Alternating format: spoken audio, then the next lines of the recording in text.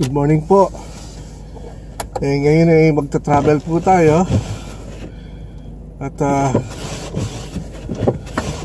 because of this snow, ingat po tayo sa pagdadrive.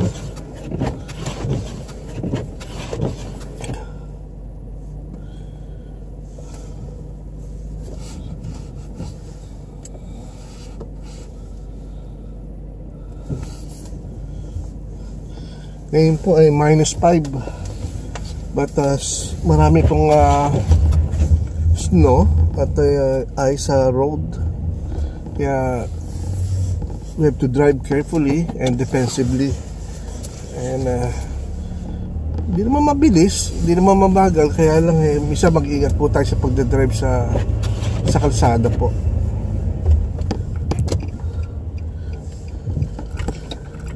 Kasi kumakapit yung yero sa gulong at sa brake, minsan wala tayong preno. Kaya napakahirap din sa pagdadrive.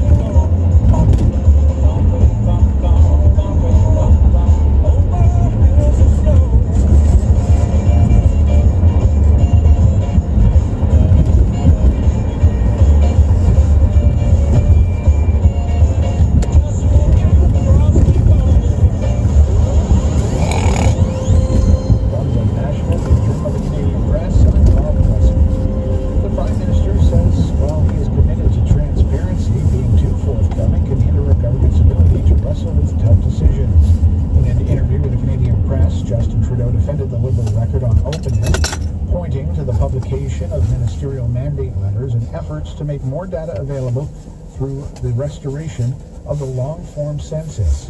Information Commissioner Caroline Maynard recently faulted the Trudeau government for failing to provide departments and agencies with the needed resources to answer a growing number of requests from the public under the Access to Information Act. Manitoba's first recipient of the COVID-19 vaccine says he's grateful he will be able to keep his patients safe. Dr. Brian Penner works in internal medicine at Winnipeg's Health Sciences Centre, received the shot yesterday morning, and he says he also feels extremely lucky to be able to get vaccinated. The province says about 900 healthcare workers will receive shots by the end of the week. Out west now, British Columbia will soon have more eyes watching for violations of COVID-19 restrictions. Minister of Public Safety and Solicitor General McFarland says he has asked gaming investigators, conservation officers, as well as liquor and cannabis inspectors to support the police in their enforcement efforts.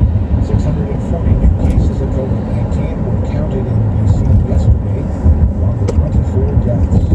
Overseas, France's president has tested positive for COVID-19. Officials with the French government say Emmanuel Macron began to feel symptoms and was quickly tested for the potentially deadly virus. They did not say what kind of symptoms Macron reported.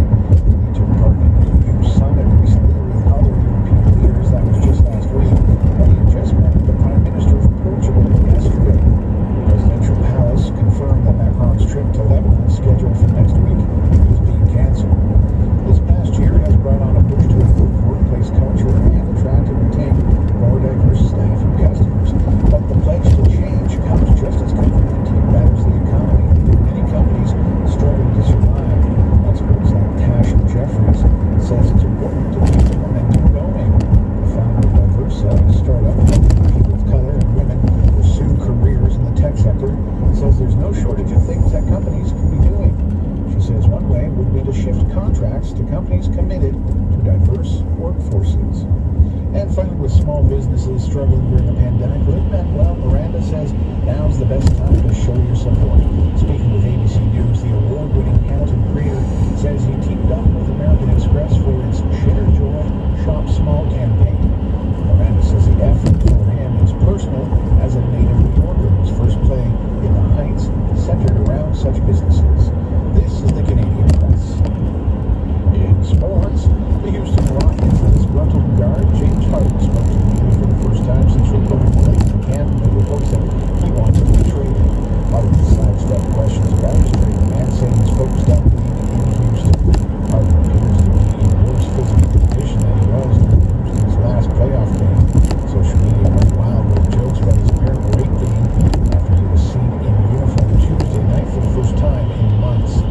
Canadian R.J. Barrett had 16 points and 6 rebounds as the Knicks rallied after Cleveland led by 17 in the final quarter to beat the Cavaliers 193 in a little preseason action. Andre Drummond had 18 points, 14 rebounds, and 5 assists in 21 minutes for Cleveland. And the Seattle Mariners continue the overhaul of their bullpen by signing right-handed reliever Keenan Middleton. The 27-year-old appeared in 13 games last season with the Los Angeles Angels. From the Canadian Press, I'm Rob Westner. My name is John Janak. I was a local firefighter for 34 years.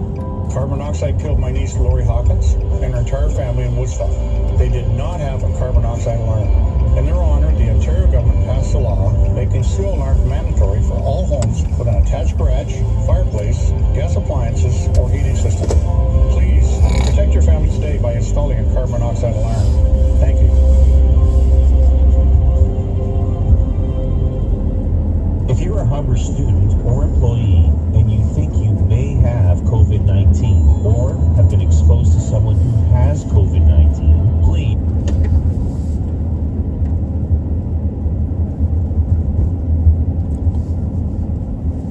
Ang kasaldo po rito madulas na po kapag meron na po mga ice or snow.